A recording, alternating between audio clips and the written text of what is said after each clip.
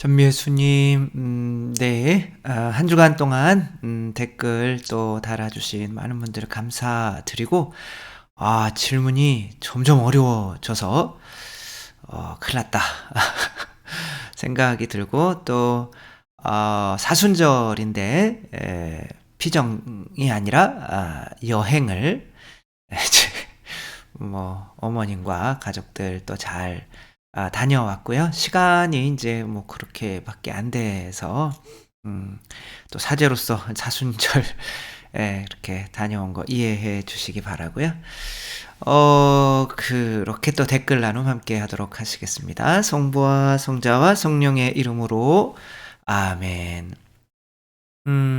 이제 이번 주는 성주간이죠. 정말 거룩하게 지내야 하는 성주간.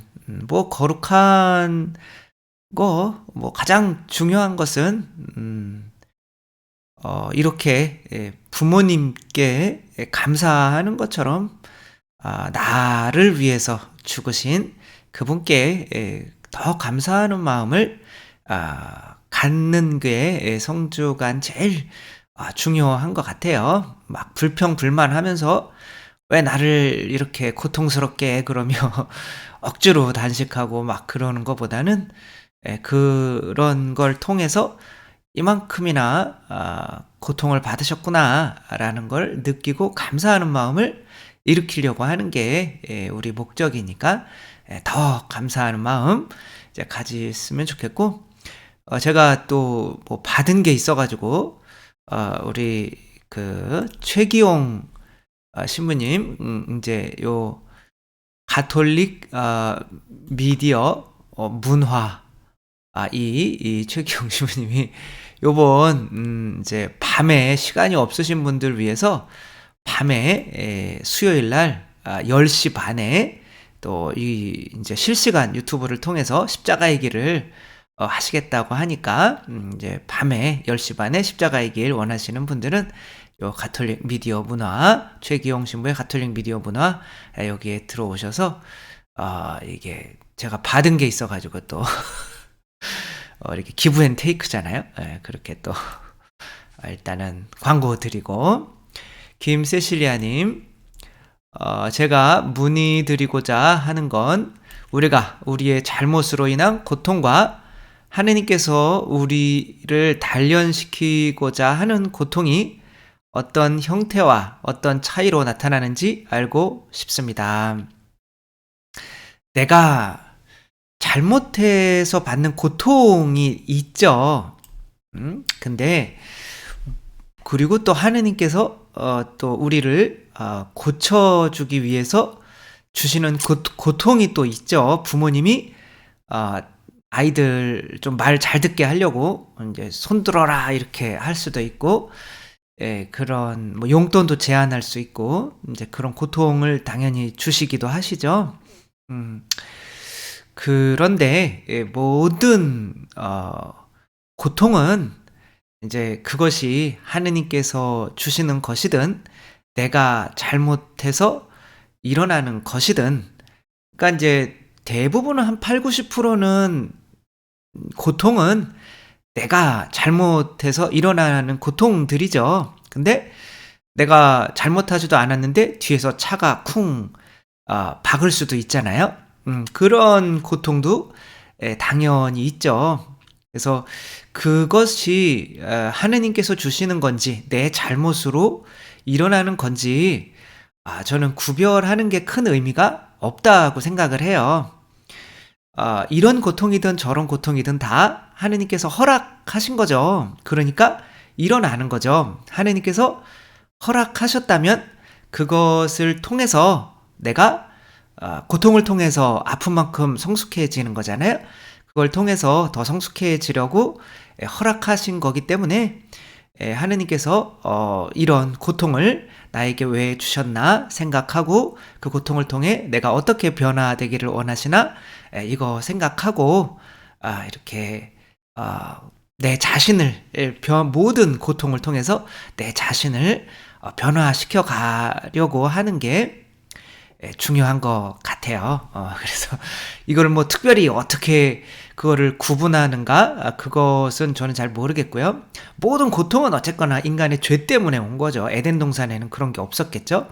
그러니까 다른 사람의 고통이든 나의 고통이든 내가 잘못해서 한 고통이든 그 고통들은 일단은 하느님께서 나를 위해서 허락하셨기 때문에 주시는 거다. 그게 내 잘못인지 하느님이 뭐 나를 고치려고 주시는 것인지, 그러니까 모든 고통은 다 나를 고치려고 주시는 거죠. 나에게 허락을 하시는 거죠. 그러니까 그 고통들을 내가 발전하는 것으로 이렇게 그냥 삼으려고, 내 잘못이 아니더라도 내가 받는 고통은 분명히 나를 성장시킬 수 있는 거니까 모든 고통을 통해서 내가 성장할 수 있는 기회로 삼으려고 하는 마음가짐을 가지고 사는 게 좋을 것 같고요. 장영숙님, 용서받은 지 30년이 넘었는데 그동안 하느님에 대한 것을 전혀 알지 못했고 다만 반원들과 레지오 단원들과 어울리면서 시간만 허비하고 20년 전엔 씻을 수 없는 죄를 짓고 주일미사에 빠졌나요? 여러 번 성사를 보고 보석을 했지만 항상 괴롭고 나 같은 사람이 하느님께 사랑도 청할 수 없습니다. 말도 안 되죠, 그쵸? 그래서 뭐 죄를 져봐야 뭐 얼마나 짓겠어요, 그쵸? 하느님이 보시기에 우리 애기가 죄를 져봐야 뭐 화분 깨트리고 뭐 이런 거죠, 그쵸?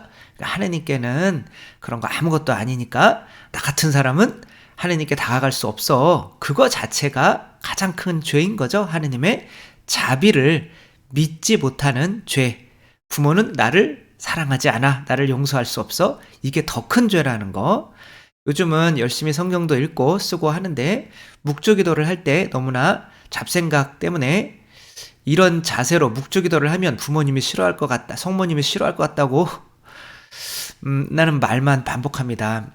제가 볼 때는 자매님이시겠죠. 그 자매님이 너무 이렇게 세신 것 같아요. 그러니까 다른 사람이 나한테 저런 잘못을 하면 나는 싫어 라고 하니까 하느님도 내가 이런 잘못을 하면 하느님도 싫어하실 거야 이렇게 생각을 할 수가 있는 거잖아요. 그러니까 내가 먼저 이렇게 하느님이 자비로우신 것처럼 다른 사람들한테 자비로워지면 나도 이만큼 뭐 용서하는데 하느님은 어떤 분이실까 라고 하느님의 자비를 오히려 더 잘 믿게 되는 거니까 내가 일단은 하느님의 자비를 믿으려면 다른 사람을 심판하거나 이런 것들을 내가 자꾸 이렇게 내 힘으로 하지 않게 되다 보면 하느님의 자비도 믿어지기 때문에 하느님은 내가 묵주기도를 이런 식으로 하면 성모님은 싫어하실 거야 뭐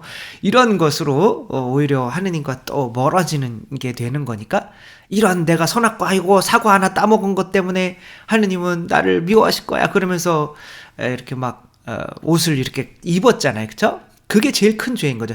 그걸 따먹은 게 죄가 아니라 그걸 따먹은 것을 하느님이 용서하지 않으실 거야 라는 게 죄인 거예요. 그래서 하느님의 자비를, 하느님이 사랑이시라는 것을 믿지 못하는 게 죄인 건데, 내가 이런 죄 졌으니까 나는 안 될 거야 이렇게 생각하는 게 아담과 하와를 쫓아가는 거라는 거. 그래서 우리는 하느님의 자녀가 아니라 하느님의 자비를 더 믿으려고 이렇게 노력해야겠죠. 그래서 뭐 내가 여러분이 뭐 자식이 냉장고에 사과 하나 훔쳐 먹었다고 해서 호적에서 파버리고 막 그러진 않잖아요, 그쵸? 그러니까 여러분도 그만큼 자비로우신 분이신데 하느님은 어떠한 분이실까? 하느님의 자비를 더 믿어가는 신앙생활을 했으면 좋겠고요. 조창숙님, 마지막 멘트는 신부님 어머님도 피 흘린 사랑이고 신부님도 피 흘린 사랑이네요. 뭐라고 그랬는지 제가 잘 모르겠는데 어머님의 마음이 와닿습니다. 숙명적인 엄마의 마음이요. 착한 아들은 보고 싶고 또 보고 싶은 거랍니다. 그러니까 이제 어머니가 인천공항에 제가 유학할 때 이제 그냥 전철 타고 왔다 갔다 하셨던 거, 또 제가 또 어느 보조할 때 성당에 찾아왔는데 만나주지 않고 그냥 돌려보낸 거, 서로 피 흘리는 거죠, 그쵸? 무서운 아들은 연락 올까 무섭다던데요. 오늘 강론을 듣고 전 죄의식이 양심이 있으니까 갖는 건 줄 알았어요. 양심이 있으니까 당연히 이건 죄야. 그러니까 양심이라고 하는 거는 별게 아니에요. 자, 요거는 잘못된 거야. 요거는 좋은 거야. 그러니까 선악과를 따먹기 전에는 인간은 선악을 알게 하는 나무잖아요. 그쵸? 선악을 분별할 수 있었을까요? 없었을까요? 당연히 선악과를 따먹기 전에 선악을 분별할 수 있었어요, 여러분. 선악을 분별할 수 있으니까 죄인 거예요. 그러니까 이 선악과를 따먹고 아담과 창세기 때 제가 했지만 선악과가 따먹는 게 죄인 줄 모르면 그건 죄가 아니에요. 이미 내 양심에서 그 법이 쓰여 있잖아요. 그쵸? 이걸 따먹으면 죄야 라는 거를 이미 이제 알고 있었어요. 하와는. 그쵸? 하느님이 이거 따먹지 말라고 그랬어. 이렇게 했잖아요. 근데도 따먹었잖아요. 그러니까 죄가 되는 거예요. 선악과는 선악을 분별하는 게 죄가 아니에요. 선악은 당연히 분별을 해야죠. 그것이 내 양심에서 해주는 거예요. 그러니까 그 양심은 좋은 거예요. 문제는 아까 위에서 말씀드렸듯이 이건 죄야. 근데 하느님은 용서해 주실 거야. 사랑이시니까. 이렇게 가면 되는데 내 자아가 하느님은 너 용서하지 못해. 그러니까 네 죄책감, 너는 죄졌어. 그러니까 그 죄책감을 감추기 위해서 다른 인간을 더 판단해야 돼. 라고 하는 이 자아를 따라가는 게 죄인 거예요. 그래서 양심이 죄의식을 갖게 하는 건 맞아요. 그러나 죄책감을 갖게 하는 내 자아를 따라가며 내가 이 죄의식, 죄책감을 감추기 위해서 이제 하는 것들이 이제 내 방어 기제가 되는 거죠. 그래서 전 평생 죄책감 속에서 살았겠죠. 그쵸? 결혼해보니 시댁에 악습이 빠졌더라고요. 알코올릭 시댁이 이제 술을 좋아하는 집이었나봐요. 그쵸? 2차, 3차 고통이 있었고, 네, 이제 이런 환경에서 성당 다니다 보니까 이제 박해도 많이 일어났던 거죠. 그러다 보니 나도 이제 저항을 하게 되는 거고, 누가 가해자인지 누가 피해자인지 모르는 이제 막 뒤섞인 상황이 된 거죠. 눈물만 나고 분노와 미움이 총량이 있어 없어지는 게 아니라 더 미워하고 분노가 이제 커갖고 그런 상황에서 아이들은 또 잘 컸는데 이제 뭐 길게 쓰셔서 내가 아이들을 이렇게 키웠는데 아이들은 잘 컸어요. 그런데도 아이들을 이런 분위기 속에서 내가 못 키운 것 같은 죄책감이 계속 남아있다는 거예요. 그래서 아이들한테 이제 용서도 청하고 하는데 아이들은 용서한다. 근데 이것은 내가 그런 환경 속에서 어쩔 수 없었잖아요. 그쵸? 그리고 내가 자녀들을 키우는데 분명히 뭐 남편과 사이가 안 좋으면 자녀들한테 악영향이 갔겠죠. 근데 내가 일부러 그런 게 아니잖아요. 아까도 말씀드렸듯이 그건 내 안에 있는 뱀이 그거는 죄야 막 이렇게 쪼는 거예요. 그건 죄 별거 아니에요. 그쵸? 내가 뭐 일부러 그것이 뭐 죄인지 알고 그런 것도 아니고 나는 최선을 다했잖아요. 그러면 하느님께서 자녀가 그렇게 하면 이제 최선을 다했지만 실패했다면 그래 다음에 한번 다시 잘해봐 이러지 이런 썩을 놈이 이런 거를 한 번에 못해? 뭐 이러진 않잖아요 부모가. 그러니까 하느님은 얼마나 자비로우신 분이겠어요. 그러니까 여러분도 자비로워져야 돼요. 왜 하느님보다 더 무서워지려고 그래요. 내 자신을 심판하는 것도 마찬가지인 거죠. 하느님은 그런 거 뭐 50보 100보 뭐 아이가 똥 묻히고 다니 이런 거 아무것도 아니에요. 딱 닦아주면 되는 거죠 부모가. 그게 하느님 아니시겠어요. 그쵸? 우리 죄를 없애주기 위해서 아드님까지 죽이신 분인데 우리가 그런 분 앞에서 더 무자비하게 나는 계속 죄책감 느끼고 있고 그게 죄라니까요. 여러분 죄책감 느끼고 있는 게 죄예요. 빨리 고해성사 보시고 이렇게 그런 거 훌훌 털고 그래 나는 자녀에게 할 만큼 했어 너희한테 물론 잘못한 게 있지 그러나 내가 일부러 그런 게 아니고 나도 할 만큼 했었고 그랬다 이제부터 너희 인생은 하느님과 너희의 관계니까 앞으로 잘 살아가라 그러면 손 터시면 되는 거죠 그쵸? 이 에스텔님 그런데 대모님이 질문이 있으시다고 대신 질문을 해주는 이렇게 대녀이신 거죠. 분리수거를 잘 못하는 것이 죄가 될까요? 그래서 왜 이렇게 우리는 이런 것들을 음 그래서 저도 고해성사 이렇게 할 때 뭐 신호 위반했습니다. 그 뭐 그런 거죠. 속도 제한 넘었 그걸 여기서 얘기하면 딱지 날아올까 봐 그러는데 저도 그런 걸 하겠어요, 안 하겠어요? 근데 그건 죄 맞아요. 음. 맞고 최대한 안 하려고 해야 돼요. 근데 하느님을 무섭게 보면 안 돼요, 여러분. 여러분은 하느님한테 가서 안겨야 된단 말이에요. 음? 만약에 여러분 이혼하려고 해요. 그래서 한 아이만 데려가야 돼요. 근데 두 아이가 어 그것도 모르고 엄마 지갑에서 돈을 훔쳐 가지고 PC방 갔다 왔어요. 근데 한 아이는 엄마가 "니네들 지금 엄마 아빠 이혼하려고 그러는데 그러냐. 빨리 와 이놈들아." 막 그랬는데 한 아이는 겸손하게 자기의 죄를 알아 가지고 이렇게 자기 방에 들어가 가지고 엄마 못 들어오게 못을 박아 버렸어요. 음.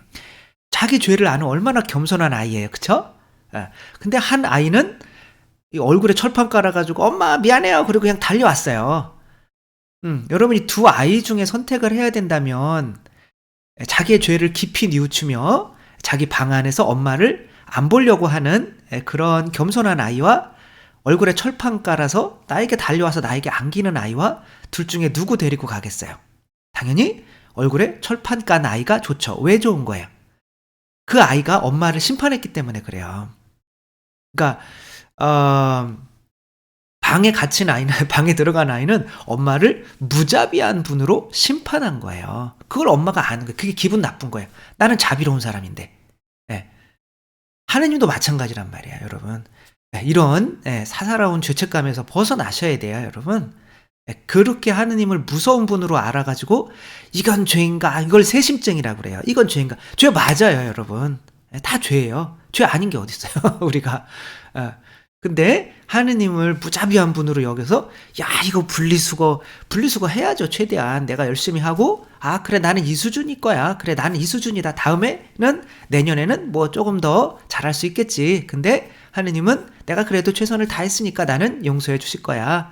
라고 편한 마음을 가지라고 이렇게 꼭 전해 주시고요. 질문은 본인이 하시라고 이렇게 또 전해 주시기 바랍니다. 에파타 님. 신부님 성당 모든 일에 열심히 하는데 통 귀가 안 들린다고 고해를 안 본다고 합니다.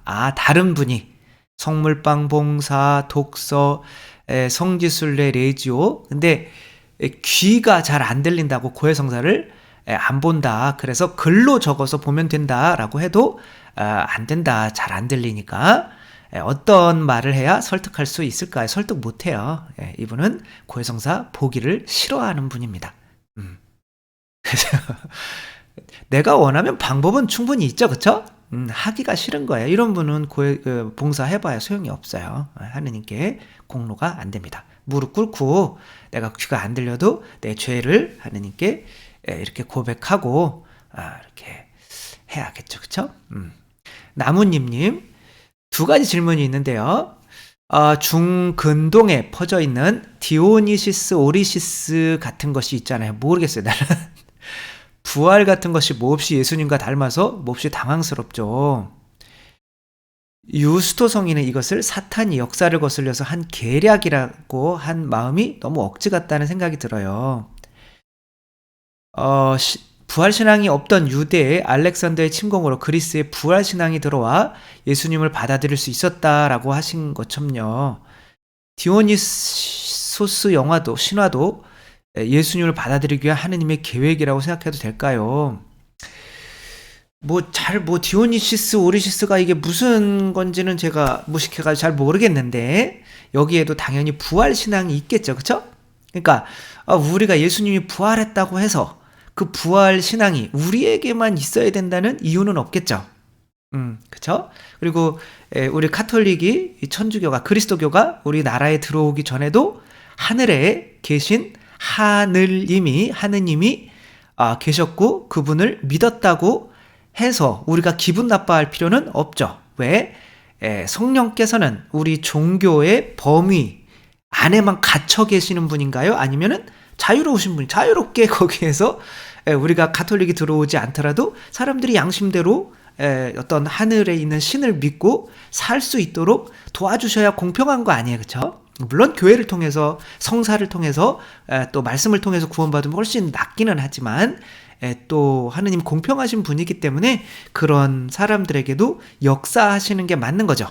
당연히 그리스에 이런 신화가 있었고 그리스가 이제 이스라엘을 점령을 했었고 그때 영혼이나 내세 심판이나 천국과 지옥이나 뭐 이런 부활이나 이런 개념들이 그런 그리스의 이런 문화들이 들어와서 이제 그 그리스도교가 그것들을 이해하게 되는데 도움이 당연히 된 거죠. 이것은 어쩌면 하느님의 섭리라고 볼 수가 있는 거죠. 따라서 이제 우리가 들어오기 전에는 여기는 구원이 없었어라고 하며 하나님으로 이렇게 새로운 이름을 만들어내서 굳이 우리가 하나님, 하나인 님이다 이런 식으로 할 필요는 없다라고 하는 거죠. 토착화 차원에서 그런 거예요. 그래서 중국에서도 이제 누구죠?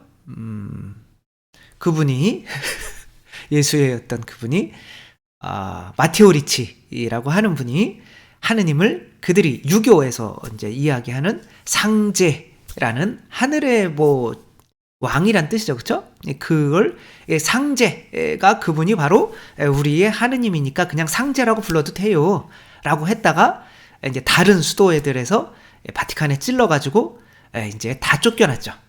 그래서 마테오 리치가 황제를 통해서 거의 중국이 가톨릭으로 될 수도 있었는데 우리 가톨릭끼리 서로 싸웠기 때문에 이제 다 나가버려 니네 다 필요 없어. 그래서 그런 정말 중요한 기회를 잃게 된 사건이 있죠. 우리는 그것을 깊이 봐야 돼요. 우리가 가톨릭이 들어오기 전에도 분명히 하느님께서는 그 나라에서 아마존이나 오히려 더 착하게 살아요 그분들이. 이런 다른 곳에서도 분명히 하느님의 섭리가 있는 건데 우리가 미션, 선교라는 차원에서 그 사람들 다 때려 죽이고 다 불태우고 그 사람들 문화 이렇게 하는 게 하느님이 원하시는 일일까? 전혀 안 그런 거죠.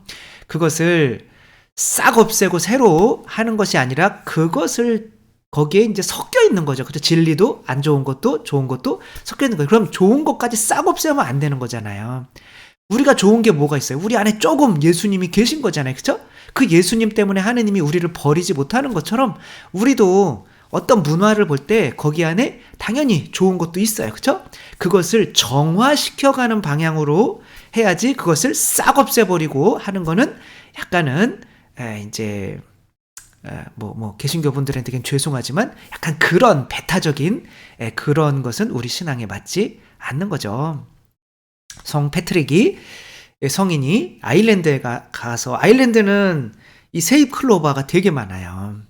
그래서 비가 맨날 오고 그래가지고 굳이 골프장을 만들 필요가 없어요. 그냥 온 천지가 골프장이에요. 그러니까 이들에게 좋은 건 뭐예요? 이 세입 클로버 가지고 자 3일 성부 성자 성령이 이렇게 다른 것 같지만 하나야. 이거 이단입니다. 이것도. 그러나 그들이 이해할 수 있는 가장 좋은 거란 말이에요. 그렇기 때문에 선교 차원에서 그렇게 일단은 해놓고 거기서 이제 정화시켜 가는 거죠. 그거는 죄가 아닌 거예요. 그들을 너희들 안에도 진리가 분명히 있어. 그리고 거기에서 조금씩 한번 나아가보자 라고 하는 게 우리의 어떤 자세가 되어야 되는 거지. 그냥 무조건 조금 안 좋은 게 섞여 있다고 무조건 칼로 치는 거, 이런 식으로 우리가 신앙이 나아가서는 안 된다라고 하는 거죠. 그래서 우리나라에서 들어와가지고 카톨릭이 박해를 받았던 그 빌미를 제공했던 게 뭐예요? 바로 제사잖아요. 그리고 200년이 지난 다음에 제사해도 돼. 그때서야 허락을 하는 거예요. 이게 뭡니까? 그렇게 되면 안 되겠죠. 그렇죠? 우리 마인드를 하느님은 종교 밖에서도 활동하시는 분이다. 네가 잡은 고기 가져와라 라고 했지만 그 고기 외에도 예수님이 따로 잡은 고기가 있었잖아요. 그 베드로 부활하셔서 베드로 부를 때. 그러니까 하느님이 따로 잡으시는 물고기가 분명히 있다. 종교를 통해서가 아니고 이것이 굉장히 큰 차이인 거죠. 그렇죠? 우리가 개신교나 두 번째 질문이요. 토리노 성의 있잖아요. 저 같은 부류는 아무래도 토리노 성의 같은 이런 형상을 좋아하는 것 같습니다. 질문은 토리노 예수님이 이제 성의에 대한 써놓은 유명한 책 제목이 잘 생각이 안 나요. 저도 잘 몰라요. 거기에서 뭘 트집 잡냐면요. 아마포에서 예수님의 피 흘림이 찍혔는데 불가능하다는 거죠. 왜냐하면 이미 씻기고 염을 했는데 왜 죽은 사람이 피를 흘려서 그 흘러내리는 핏방울을 잊냐는 거죠. 아니 여러분 아무리 죽어서 똥을 더러운 얘기해서 죄송한데 똥을 내가 빼낼 수 있는 힘이 없어요. 그렇다고 죽었다고 그 똥이 흘러나오지 않나요? 그걸 한번 닦았다고 더 이상 흘러나오지 않나요? 안에 있는 액체는 자연적으로 안에 압력이 더 크니까 내가 밀어내지 않아도 흘러나오게 돼 있어요. 그렇죠? 예, 그렇기 때문에 핏방울이 그런 거기에 떨어져 있다. 닦았는데 왜 수위에 핏방울이 묻어 있냐? 아니 그게 학자들이 왜 그거를 모를까요? 그쵸? 죽어도 똥도 나오고 피도 계속 나옵니다. 여러분 염을 해보고 하신 분들은 알잖아요. 그쵸? 계속 나와요 피가. 사람이 죽었다고 해서 피가 딱 멈춰가지고 그렇게 되지 않습니다. 골반님 환희의 신비 4, 5단 저의 짧은 생각으로 잠시 묵상해 봤는데요. 4단은 환희의 신비 예수님의 순한 예고, 성모님의 순한 예고라고 생각합니다. 4단이 뭐죠? 봉헌하는 거. 그렇죠. 신학자들은 이제 그렇게 얘기를 합니다. 그게 나중에 예수님이 이제 십자가에 봉헌되는 그 미래를 의미하는 거고, 예수님 찾은 것도 사흘 만에 부활하는 것이라고 이제 발타살이라고 하는 학자가 이렇게 얘기를 하죠. 이 묵상을 잘한 겁니까? 엄청 잘한 겁니다. 나무님님, 또 나무님이시네요. 가톨릭 교리는 불교에서 말하는 불성 같은 것이 없나요? 저가 이제 불성은 사실 제가 알기로는 이제 나중에 어떤 생긴 교리라고 알고 있어요. 대승불교에서. 소승불교에서는 그냥 나라는 게 없는 거예요. 그러니까 이제 내가 없는데 무슨 고통이 있냐 이거죠.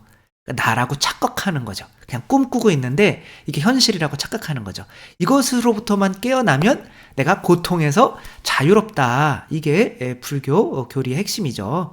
모든 것은 인연에 따라서 생기고 인연에 따라서 흩어지는 거죠. 그러니까 있고 없고 뭐 이런 게 없는 거예요. 그냥 아예 없는 거죠. 그걸 공인 거죠. 그거를 깨달음으로 해서 고통에서 이렇게 하는 건데, 근데 분명히 양심에서 또 뭔가 이렇게 하는 게 있잖아요. 그렇죠? 인간 안에 어떤 또 인간만의 어떤 이렇게 더 나아지려고 하는 어떤 그런 본성? 그런 게 있는 것 같다라고 해서 그것이 인간 안에서 어떤 이렇게 좋은 방향으로 나아가게 하는 어떤 본성, 그런 게 우리 안에 불성이 있다라고 그렇게 생각하는 것 같아요. 그래서 자아라고 하는 거는 실제로 불교에서는 뭐 방아해라. 그러니까 자아를 흐트러 버리는 거. 그러니까 이게 이제 뭐 수증기가 모이면 물이 되고 물이 이제 더 모이면 얼음이 되잖아요. 그렇죠? 그런 것처럼 이렇게 모였다가 또 해가 찌면 다시 이렇게 수증기가 되는 것처럼 있다가 없다가 하는 거기 때문에 실체가 없는 거죠. 근데 마치 자아가 있는 것처럼 내가 고통받는다 이런 것처럼 생각하는 게 어리석음이라는 거죠. 그런데 그 안에 뭐 제가 이해하는 바로는 그 안에 그래도 양심과 같은 불성이 있잖아요. 그렇죠? 그러니까 그것을 더 나아지려고 하는 이제 그런 마음 같은 것이 이제 거기 안에 이렇게 한 것 같아요. 잘 모르겠어요. 그다음에 디펙 초프라, 오조 나즈니시 같은 힌두교적 기반을 가지고 있는 거는 참나, 자아. 그렇죠. 이거는 또 이 사람들은 이제 뭐냐면 내 안에 인제 신성이 깃들어 있다는 거죠. 그것을 인제 내 본성 그 신성을 보는 거를 인제 견성한다 이렇게 이야기를 하죠. 뭐 우리 인제 유튜브나 이런 데 보면 마음 공부한다 이렇게 하시는 분들이 약간 이쪽에 인제 가까워요. 뭐 불교랑 비슷한 것 같지만 불교는 사실은 자아를 인정하지 않는 원래 자아는 없다. 뭐 이런 식인 거고요. 그러니까 이런 것들은 대부분 또 약간 또 개신교를 까서 죄송한데 이번엔 또 이쪽 불교를 까서 제가 이렇게 그런데 그런 진리가 엄청 많은 거죠. 그래도 내 자아가 고통의 원인인 걸 아는 거니까. 그러니까 진짜 내가 없고 나를 이제 해치고 들어가면 진화, 아까로 얘기하는 불성, 어떤 신적인 본성이 내 안에 있다. 이 신적인 본성을 찾아서 뭐 우리로서는 우리 안에 있는 신적인 본성은 양심이죠, 그렇죠? 근데 그 양심은 마치 연꽃처럼 진흙탕 속에 묻혀 있는 거예요. 그래서 하느님의 빛, 은총과 진리로 그게 이제 피어나서 연꽃으로 피어남은 내가 이제 하느님의 신성을 이제 입게 되는 건데 우리는 그런 거죠. 그게 타력 구원인 거죠. 근데 이들은 내가 노력해서 불교랑 똑같은 거죠. 불교도 내가 노력해서 부처가 내가 깨달음을 얻은 부처가 되는 거고 이들은 내 안에 있는 이 신성을 봐서 그 신성에 부합하는 이제 뭐 변화되면 삶을 살면 이제 하는 건데 이런 것들은 다 진정한 의미로는 종교가 아니에요. 왜 그러냐면 구원에 대해서 이야기를 하지만 창조자가 없어요. 그냥 원래부터 신성이 존재하고 우주에 신성이 존재하고 뭐 원래부터 이런 시스템이 존재하는 거야. 내가 완성될 때까지 윤회하면서 내가 이렇게 뭐 아무튼 뭐 업보 뭐 이렇게 하며 그런 것을 그럼 누가 만들어놨냐고요. 그 얘기를 하지 못하면 창조자 이야기를 하지 못하면 진정한 종교는 신을 믿는 거잖아요. 그렇죠?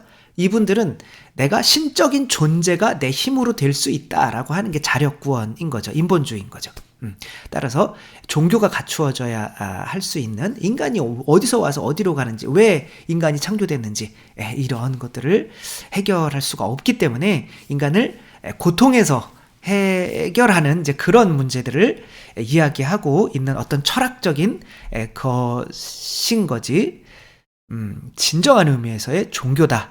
그러려면 이런 시스템을 누가 만들었냐고요. 뭐 견성을 한다든지 내가 윤회를 하면서 내가 뭐 이렇게 한다 깨달음을 얻어가면서 뭐 이렇게 뭐 한다든지 아무튼 그런 시스템은 뭐 천국과 지옥도 거기도 있잖아요. 그죠? 그런 시스템은 누가 만들어놨는지 설명을 하지 못하기 때문에 이거는 뭐 그렇게 해서 어느 정도 내가 고통에서 자유로워질 수는 있지만 진짜 인간이 신적인 존재가 되는 것은 일어나지 않는다. 그것은 마치 우리는 밀떡에 하느님이 들어와서 그게 밀떡이면서도 하느님이 되는 그런 변화를 겪지 않고서는 그렇게 될 수 없다. 그래서 성체성혈 내 살과 피를 먹고 마시지 않으면 너희는 영원한 생명 얻을 수 없다라는 우리의 그 구원관과는 굉장히 큰 차이가 있는 거죠.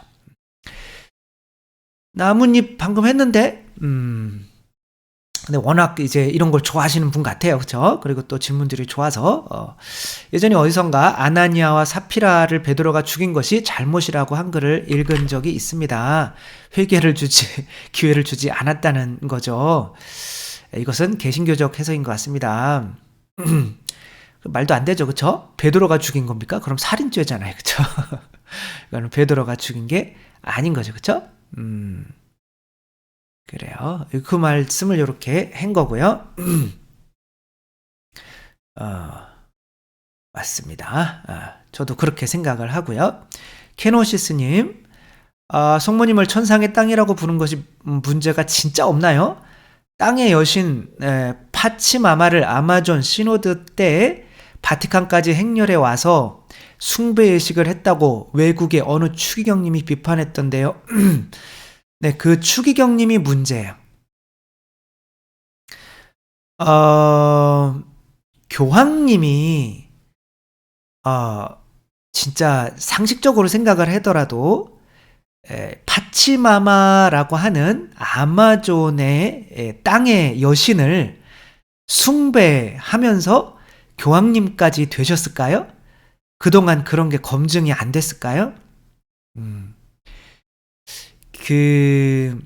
우리는, 이렇게, 하느님은 하늘이고 인간은 땅이잖아요. 그죠? 하늘에서 같이 땅에서도 이루어졌어. 그래서, 이 그리스도의 신부, 그러면 성모님을 예수님 뭐라고 불러요? 여인이라고 부르잖아요. 그죠? 여인은 땅이고, 남자는 하늘이잖아요. 이거 좀 이상하긴 하지만 아무튼 그래서 남자가 비를 내려주고 땅에서 밭이해서 이제 곡식이 이제 또 나무가 자라고 이건 자녀고 그런 식의 세계관 그게 사실은 맞는 거잖아요. 가정에도 그런 질서가 사실은 있어야 성가정이 되는 거잖아요. 성모님도 요셉 성인이 이집트로 갑시다 그러면 갔거든요. 그렇죠? 그런데 하느님께서 교황님은 누가 뽑아주신 걸까요? 하느님이 뽑아주신 걸까요? 그냥 인간이 뽑은 걸까요? 그리고 인간이 이건 아니야 라고 내가 그 많은 추기경님들이 성령의 어떤 그런 도움으로 뽑은 교황님을 몇 명이 비판하면서 저 교황은 잘못됐어 라고 하는 그런 우리 개인들의 교만을 생각해 봐야 돼요. 만약에 그분이 잘못됐더라도 그분을 따르면 그건 우리에겐 죄가 없어요. 왜냐하면 우리가 뭐 베드로 예수님 3번이나 배반하고 그랬다고 그래서 제자들이 예수님은 어디 나타나셔요? 토마스에게 따로 나타나요? 아니면 그 베드로가 있는 곳으로 나타나요? 베드로가 있는 곳으로 나타나셔요. 왜냐하면 당신이 뽑으셨으니까. 근데 그분에 대해서 순종하고 그분과 함께 일치하려고 하는 노력은 물론 옛날에 교황님 뭐 애도 있고 창녀도 뭐 부르고 막 이런 교황님들도 많았어요. 그러나 교황님에게는 하느님이 무류권을 주신단 말이에요. 물론 이런 것들이 무료하다라는 건 아니에요. 오류가 없다라는 건 아니에요.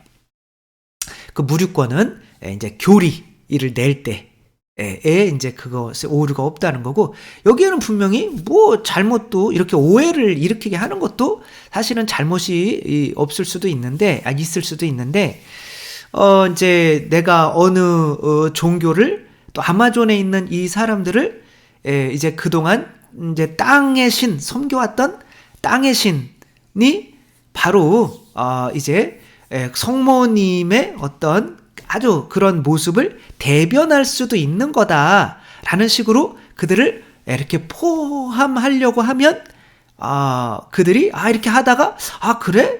그러면은 우리가 섬겨왔던 파치마마가 결국에는 성모님이었나? 이렇게까지 어떻게 될 수 있어요? 정화될 수가 있잖아요.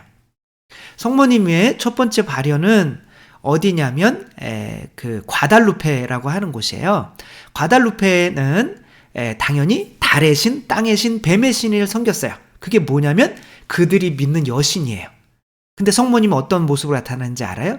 그 여신의 모습으로 나타났어요. 그게 성모님의 첫 번째 발현이란 말이에요.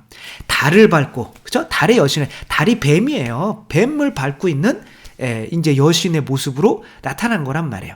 그게 물론 요한 묵시록 계시록에 있는 12장과 같은 내용이기도 하지만 그들이 볼 때는 자기들이 섬겨오던 재물을 막 죽여서 바치던 사람 머리를 막 바쳤단 말이에요. 그 신한테 농사 잘 되게 해달라고.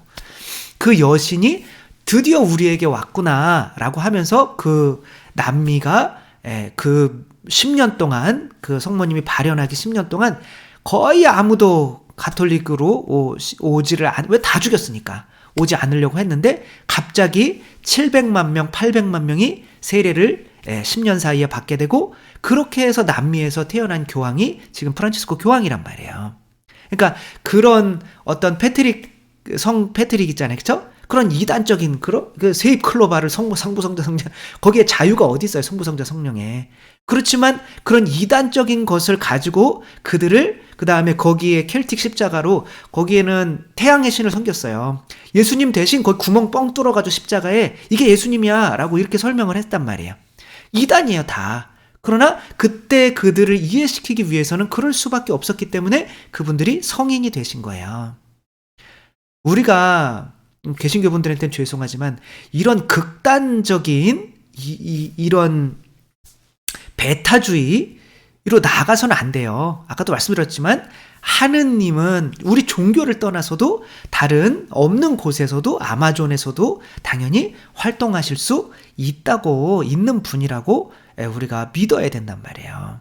괜히 그런 거 이렇게 한 거 가지고 뭐 이렇게 이런 그런 파치마마를 이렇게 그걸 뭐 개신교가 보면 난리 나겠죠, 그렇죠? 그러나 우리가 볼 때는 교황님께서 그들도 포섭하기 위해서 그들에게 당신들이 섬겨온 이 신도 의미가 있어요 라고 말한 거구나 라고 받아들이면 되는 거지.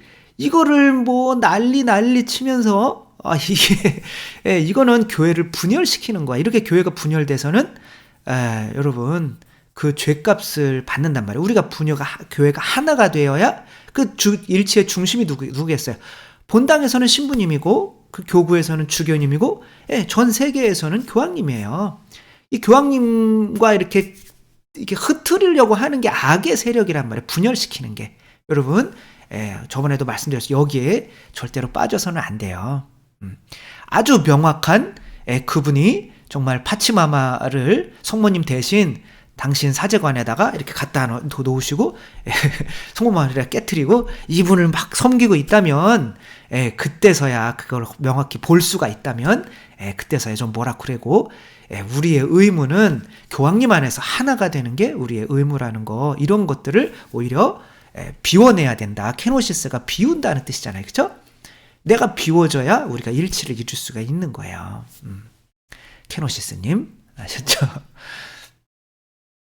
김정아님, 어머님과 아들이 함께 휴가를 보내시니 좋으시겠네요. 뭐 좋죠. 성경을 읽다가 예전부터 궁금했던 점, 부르심을 받은 사람들 혹은 선택받은 사람들이란 무슨 뜻인가요? 특별히 나지르인이라고 했잖아요. 그렇죠? 예수님 나지르인이고 그리스도인이 선택받은 사람, 우리 모두는 다 선택받은 거죠. 그렇죠? 예전에 신학을 공부하는 전도사님께 물어봤더니 선택받은 사람이 있다는 뜻은 선택받지 않은 사람도 있다고 대답하더라고요. 넓은 의미로는 우리가 다 선택을 받은 거죠. 그러니까 뭐 예수님이 우리 모두를 위해서 십자가 못 박혀 돌아가셨으니까 조금 더 의미를 좁히자면 저는 사제가 되도록 선택을 받은 거죠. 하느님이 그렇게 원하셨던 거예요. 제가 태어날 때부터 행복이라는 것으로 이끌어셔서 사제가 될 수 있도록, 이제 그것은 제가 사제가 되어야 그래도 그나마 당신이 원하는 바대로 살아갈 수 있는 가장 좋은 모습이기 때문에 그런 거죠. 그래서 각자가 여러분들에게 원하는, 하느님이 원하는 방향이 있어요. 그렇게 여러분들을 선택하신 거죠. 그리고 더 특별히라고는 정말 구원에 굉장히 중요한 인물로서 뭐 성모님이나 요한 세례자 요한이나 예수님처럼 그렇게 선택을 하시는 분들도 있는 거죠. 그럼 하느님이 선택을 하시겠다는데 그거는 하느님이 보시고 여러분들 막 콩나물 이렇게 다듬다가 요것은 무쳐야겠고 요것은 찌개로 국으로 해야겠다 이렇게 선택을 하잖아요. 그죠? 그거는 내가 만든 그 상황태에 따라서 내가 정하는 거니까 그건 뭐라고 할 수가 없는 거죠. 중요한 거는 그분이 나를 뭐가 되기를 원하시는지 그것을 끝까지 찾아나가는 게 중요하겠죠. 영곡 강보르 뭔지 모르겠대요. 그죠? 그래요. 탈출기 강의 듣고 계시고요. 오늘 묵상 내용 중에 부모님을 한 번은 죽여야지 부모님에 대한 참사랑을 할 수 있다고 하셨는데 그건 내가 주님의 이름으로 거듭나야 한다는 뜻일까요? 당연하죠. 그렇죠? 그러니까 이제 부모님이 나에게 해주신 것 때문에 고마워하는 것은 한계가 있어요. 왜 내 인간이 뭐 인간으로서 부모에게 해줄 수 있는 거. 근데 내가 부모님을 버렸어요. 엄마 아빠. 이제 엄마 아빠 아니에요. 내 진짜 엄마 아빠는 하느님과 성모 마리아예요. 그리고 교회예요. 자, 이렇게 했다. 그럼 일단 한번 부모님을 죽인 거잖아요. 내가 부모님을 버렸으니까. 근데 하느님의 자녀로서 어떻게 예수님 십계명에 내 부모를 공경하라라고 하잖아요. 그러니까 새로 태어난 하느님의 자녀로서 부모를 더 공경할 수 있게 되는 거죠. 그래서 여러분들이 자녀들한테 공경을 받으시려면 빨리 여러분들이 버림을 받으셔야 돼요. 너희 엄마 아빠라고 이제 해지 마. 아줌마 아저씨라고 하고 빨리 하느님한 아버지, 성모님 어머니한테 이렇게 그리고 맡기고 살아. 이렇게 하시는 게 나중에 효도를 받는 가장 좋은 길이라는 거. 두드려라님. 오늘 영상 마지막에 제가 든 생각은 20여 년 전에 어머니가 오랜 암투병으로 돌아가셨을 때 저는 어머니의 죽음으로 하느님을 죽인 거였구나 였습니다. 하느님 원망으로 신부님 말씀과 반대로 하느님을 죽이고 냉담을 했네요. 그러니까 어머니를 계속 모시고 있었기 때문에 내가 어머니라고 여기고 있었기 때문에 내 어머니를 죽인 하느님을 나는 믿지 못하겠는 거예요. 그러니까 내가 부모님을 먼저 죽이지 않으면 하느님을 죽이게 된다니까요. 그렇죠? 내가 진짜 죽이라는 얘기가 아닌 걸 아시죠? 그렇죠? 그러니까 일단은 이분들을 나 눈 만들어준 분도 아니고 나를 이렇게 몸을 만들어준 분도 아니야. 그러니까 진짜 나의 부모는 하느님이야. 그러면 지금 부모님은 버리는 거잖아요. 그런데 그래도 이렇게 나를 낳아주시고 키워주셨으니까 내가 하느님께로 이끌어 주셨으니까 너무 감사하네 라고 그 부모님을 사랑할 수 있게 되는 거죠. 최미아님, 영의 아버지 하느님과 함께 하니 세상 바라보고 생각하며 행하게 되는 것들이 세상 기준으로 하지 않게 되네요. 제게는 형제 여럿이 있지만 저 혼자 신앙생활을 하고 있고 저 혼자 93세 되신 아버지를 돌봐드리고 있습니다. 물려받은 유산 10원 하나도 없어도 무엇을 바라지 않고 있는 그대로의 아버지의 열악한 환경을 저의 손길로 보살펴 드리게끔 하는 건 저의 참 부모이신 하느님이 그렇게 함께 하시니 가능한 이름을 고백합니다. 이분도 그렇잖아요. 그쵸? 이것은 부모님이 나에게 해준 것만 생각하면 짜증난단 말이에요. 내가 왜냐면 더 나에게 해준 것보다 더 줘야 될 수가 있기 때문에.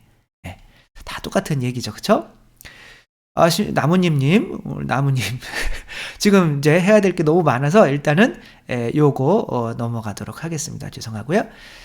이제 많이 해드렸으니까. 장재식님, 고해성사 후에 성당에서 묵주기도 하면 전대사라는 얘기가 있는데 맞는 소리 아닙니다. 그것은 전대사는 뭐 따로따로 이렇게 나와요. 그쵸? 그 전에 지금 근래에 있었던 게 누구죠? 김대건 신부님, 그 이제 기념을 해서, 뭐 또 1년 동안, 뭐 자비의 뭐 이런 거 해서, 그 이제 조건이 이제 주어지죠. 뭐, 고해성사하고, 거기서 미사하고, 그 성당에 가야 되는 거죠. 그 성지에 가야 되는 거죠. 그리고 또 뭐, 위령성월은 또 1일부터 8일까지, 또 그 산소에 가서, 이렇게 기도해 주시고 하는 거지, 그냥, 고해성사하고 이렇게 한다고 전대사가 주어지는 건 아닙니다. 바와이님, 궁금한 것이 있는데요. 연옥 영혼을 위해 드리는 전대사는 한 영혼에 한 번만 양도하면 되나요? 전대사는 한 번만 양도하시면 돼요. 근데 뭐 자꾸 드리고 싶으면 하느님이 그 공로는 없어지지 않으니까 또 다른데 좋은데 쓰실 수도 있는 거죠. 그쵸? 그리고 정확히 성함을 모르거나 할 때는 그 누구누구의 아버지, 어머니, 누구 친구분 이런 식으로 하면 되는지요? 당연히 되죠. 알면 더 좋지만 도저히 이제 그 성함이나 모를 때는 그렇게 그냥 하면 하느님이 다 아시니까 그렇게 전대사를 아마 주실 수 있을 겁니다. SMG님, 모기도 공동체 생활을 하는데 말입니다. 무리 생활을 하는 것 자체가 공동체 생활을 이거는 공동체와 무리 떼거지를 이해를 못하는 거예요. 공동체는 그 공동체 자체가 목적이에요. 그리고 내 것을 그 공동체의 유지를 위해서 내어놓아야 돼요. 남편이 돈 버는 거 하나도 안 내놓는다. 그러면은 유지가 안 되잖아요. 근데 모기 때는 어때요? 그렇게 내 거를 하나도 안 내놓아도 유지가 되잖아요. 그거는 떼거지라고 하는 거예요. 그건 언제든지 흐트러질 수 있는 거예요. 근데 공동체는 내가 가진 것을 아내는 남편 또 자녀를 위해서 내어놓아야 되고 자녀들은 또 부모를 위해 내어놓아야 되고 그 내어놓음, 그 사랑으로 이제 거기 안에서 뭘 느껴요? 행복이라는 거. 내가 여기에 속했구나라는 행복. 난 이게 가정의 일원이구나라는 그 행복이 오는 공동체와 모기 떼와 어떻게 같아요? 그래서 모기는 내 걸 내어놓을 수가 없으니까 그냥 떼거지라고 하는 거고 공동체라고 할 수가 없습니다. 꿈꾸는 벌지기. 요즘에 벌이 뭐 30억 마리인가가 뭐 없어졌다고 하더라고요. 지구는 망하는 거죠. 저는 지난해 10월 1년 정도 여명을 받고 선고받으신 엄마의 병수발을 드시는 아버지와 함께 살 수 있는 마지막 시간일 것 같아 12시간 비행기를 타고 한국에 도착했습니다. 근데 3개월 남짓 함께 살고 있는데 어려운 결정을 무색하게 어이없는 일들에 낙심하고 서운해하고 내가 해주면 더 서운해하더라고 보통은. 그쵸? 그것은 내가 해주는 것만으로 만족하려고 해야 돼요. 그래서 아까도 말씀드렸듯이 부모를 버려야 돼요. 내가 부모로부터 뭘 받으려고 하는 게 아니라 하느님 때문에 부모한테 해줘야 되는 거예요. 그러면 하느님이 나를 위해서 이렇게 해주시는 그런 칭찬에 내가 그냥 만족해야 하면 되는 거죠. 오늘 여쭤보고 싶은 건 그게 아니었군요. 성령을 모독하는 자. 성령을 모독하는 성령은 하느님의 선물인 거죠. 그러니까 하느님이 우리를 위해서 생명도 주셨고 이런 그런 게 어딨어. 그러니까 뭐 쉽게 얘기하면 그 진화론이 성령을 모독하는 거예요. 그런 거 필요 없어. 저절로 생겨난 거야. 나는 내가 창조자야. 나는 저절로 영생할 수 있어. 뭐 이런 게 다 성령을 모독하는 거죠. 그러고 있으면 내가 혼자 저절로 할 수 있다는데 하느님께 갈 수가 없는 거죠. 하느님의 선물을 모독하는 거, 그것이 바로 성령을 모독하는 거죠. 셀프메이드 다빈치님, 죄의 죄를 용서해 주시고 돌아온 탕자인 저를 부모 자식으로 받아주신 것도 매 순간 감사드리는데요. 하느님께 은혜가 너무 커서 감사를 드리고 제가 드리는 손톱보다도 작은 재물을 어여삐 여기시고 더 많은 것을 채워주시는 것 같아 너무 감사드리고 습관될까봐 그 재물을 꼭 주셔서 감사하는 건 아니고요. 최근에는 생각지도 않았던 목돈을 어머니께서 주셔도 2,500만 원 필요하지도 않았는데요. 어머니와 피와 땀과 예수님의 십자가 흘리신 피와 물로 이루신 2,500만 원, 그래서 250만 원은 성당에서 어머니와 함께 감사의 봉헌을 드렸습니다. 그래서 저는 작은 돈도 11조를 하고 있고요. 이제 여쭤보고 싶은 것이 있는데요. 그래서 내가 이럴 줄 알았어요. 그래서 위에 건 뛰어넘었어요. 11조가 교무금과 같나요? 이제 뭐 이렇게 개신교에서 오신 분들은 너무 이렇게 잘하셔요. 그래서 여러분 제일 가난한 나라가 어디예요?